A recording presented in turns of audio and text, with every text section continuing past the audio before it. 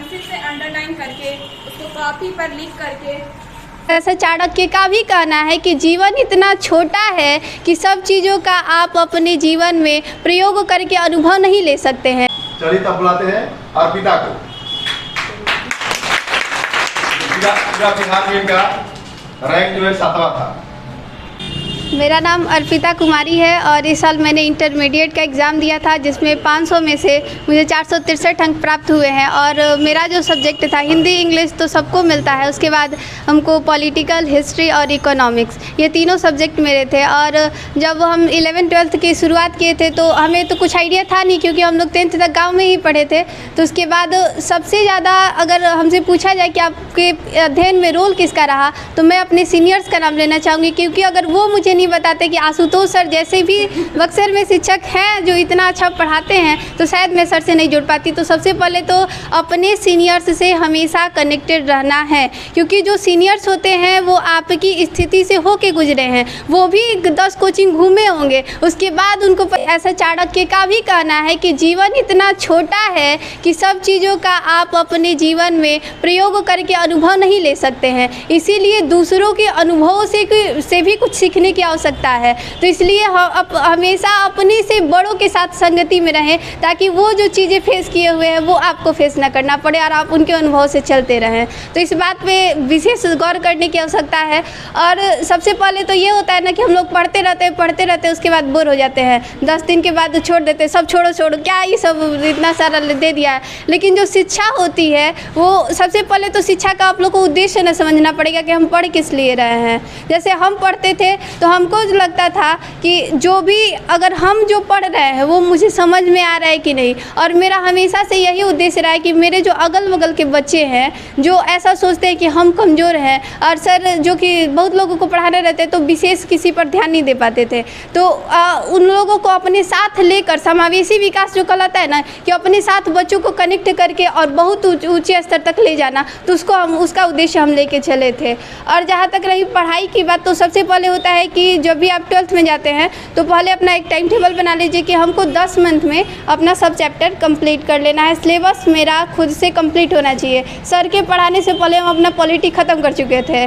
तो ऐसा रहता है कि पहले आप खुद से पढ़िएगा ना, तो आपको पता चलेगा कि देखिए यहाँ पे ये हमको समझ में नहीं आ रहा है। जब सर पढ़ाएंगे तो फिर आपको लगेगा कि ये चीज़ हमको नहीं समझ में आ रहा था, सर पढ़ाएं शायद समझ में आए, फिर नहीं समझ में आए फिर सर से पूछेंगे, तो आपका डाउट पहले होता है वो 3-4 बार में एकदम क्लियर हो जाएगा। तो सबसे पहले तो अपना 10 मंथ का अपना रखिए कि 10th मंथ में हमको ये कर लेना है। और जैसे 12 चैप्टर है तो एक मंथ में हमको 4 चैप्टर कंप्लीट कर लेना है, वो भी ऑब्जेक्टिव सब्जेक्टिव। अगर कहीं से भी पूछा जाए तो हम इतने एबल हो कि हम उसको बता सकें। उसके बाद ये होता है कि सबसे बाद में हम लोगों ने ये गलती की थी कि सर हम लोग से हमेशा बोलते थे कि बच्चा लोग क्वेश्चन बैंक देख लो, लेकिन हम लोग को लगता था कि यही क्वेश्चन आएगा क्या, इतना आसान होता है। लेकिन बाद में पता चला कि क्वेश्चन बैंक बहुत इंपॉर्टेंट होता है। पहली बात कि उसमें जो क्वेश्चन दिया है, जो बिहार बोर्ड का जो मतलब होता है क्वेश्चन देने का तरीका, वो वही क्वेश्चन बार बार रिपीट करता है। तो अगर आप लोग जैसे क्वेश्चन बैंक है तो हम लोग लास्ट टाइम में किए थे तो दिमाग में बहुत प्रेशर था कि हो पाएगा कि नहीं हो पाएगा। तो तुम लोग अगर चैप्टर बाई चैप्टर छाट लेती हो और जब सर पढ़ाते हैं तो सर जब एक बार पढ़ाएंगे तुम लोग को नॉलेज तो रहेगा कि कहाँ से कौन सा चीज़ लिखा जाएगा, और उसके अकॉर्डिंग जब तुम लोग क्वेश्चन देखोगी तो तुम लोग अपने से आंसर उसका लिख सकती हो। और लिखने की जो शैली होती है वो पहले ही अपने अंदर बिल्टअप कर लेनी है, क्योंकि कटेगा ऑब्जेक्टिव में तो मार्क्स किसी का कटता नहीं है, और जो आशुतोष सर के आएंगे तो उसका तो और नहीं कटने वाला है। उसका आशुतोष सर के यहाँ ऑब्जेक्टिव का कोई दिक्कत नहीं है, और जो सब्जेक्टिव है वो भी सर बताते ही हैं। और वो होता है सब्जेक्टिव मतलब अपने अंदर एक क्षमता को विकसित करना।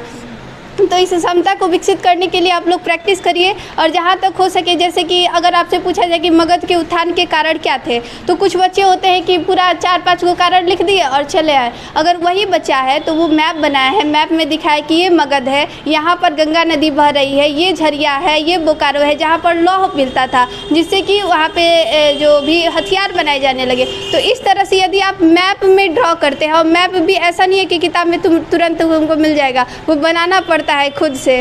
और जहाँ तक हो सके पाई चार्ट का प्रयोग बहुत ज़्यादा किया जाता है, क्योंकि जो टीचर होता है उसके पास इतना समय नहीं होता है कि आपका हर पॉइंट वो देखे। अगर उसमें लिखे रहेगा तो आपको अट्रैक्ट कर सकते हैं टीचर को, और आपको उसको तुरंत मिल जाएगा कि हाँ बच्चा देखिए कितना किनारे से आराम से आपको बहुत अच्छे ढंग से लिखा हुआ है। तो पाई चार्ट का जितना ज़्यादा प्रयोग हो सके पाई चार्ट का प्रयोग करना है। और सबसे बड़ी बात होती है कि नंबर पे ज़्यादा नहीं जाना चाहिए, अपने अंदर क्षमताओं को विकसित करना है। जिस दिन क्षमता हो जाएगी ना, उस दिन प्रोफेसर क्या उससे भी आगे लोग जब हमसे पूछेंगे तो उस समय लगेगा कि नहीं हमको कुछ आ रहा है। हम लोग वहाँ पे वेरिफिकेशन में गए थे तो बच्चे सर वहाँ के बोल रहे कि वाह बेटा वाह, तुम लोग तो बहुत तेज हो, सब बक्सर के ही हो। तो ऐसा जब वहाँ पे शिक्षक बोलते हैं ना तो लगता है कि नहीं, वहाँ पे आपका नंबर तो नहीं ना जान रहा है, आपको रूबरू हो रहे हैं वो खुद से आपसे। तो उस समय जब आप उनसे बात करिएगा तो आपको लगेगा कि नहीं हम भी कुछ जान रहे हैं। तो अपने अंदर क्षमताओं को विकसित करना है, न कि नंबर जो होते हैं वो टीचर की मतलब स्थिति पर कैसा वो चेक किया ये सब भी होता है, तो उस पर डिपेंड करता है। लेकिन यदि हम मेरे अंदर क्षमता है तो आगे भी हम बहुत कुछ कर लेंगे। तो अपनी क्षमताओं का विकास करना है, और जहाँ तक हो सके ज़्यादा नंबर पे उतना ध्यान नहीं देना है, और पढ़ाई को हमेशा इंटरेस्ट के साथ पढ़ना है। और इंटरेस्ट जो होता है वो तभी आएगा जब आपके अंदर एक उद्देश्य हो कि हम किस उद्देश्य से पढ़ रहे हैं। यदि हम आशुतोष सर के, आप लोग कितने भी यहाँ पे आप लोग नहीं बैठे, आप लोग की माँ बाप की आशाएं बैठी कि मेरी बेटी गई है, मेरा बेटा गया है, वो पढ़ रहा होगा, आगे जाकर कभी टॉपर आएगा तो मेरा भी नाम होगा। तो इस तरह के उद्देश्य से आप लोग को यहाँ पे भेजा जाता है। यदि आप लोग फालतू की बातों में लग जाएंगे तो फिर तो अब उनका उद्देश्य रखा रह जाएगा, फिर उनकी आशाएं तो टूट जाएंगी।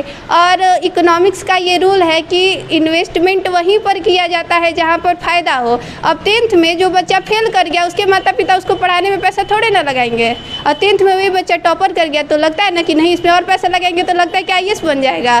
तो इन्वेस्ट वहीं पर होता है जहाँ पर लाभ की आशा होती है। तो आपके माता पिता पर इन्वेस्टमेंट कब करेंगे? जब आपको दिखाएंगे ना कि मेरे अंदर ये क्वालिटी है। तो आपको क्या करना है, आपको समाज के अंदर क्वालिटी दिखाने के लिए मेरे अंदर भी कुछ है, इन्वेस्ट करो ताकि मैं और आगे जा सकूं। Thank you.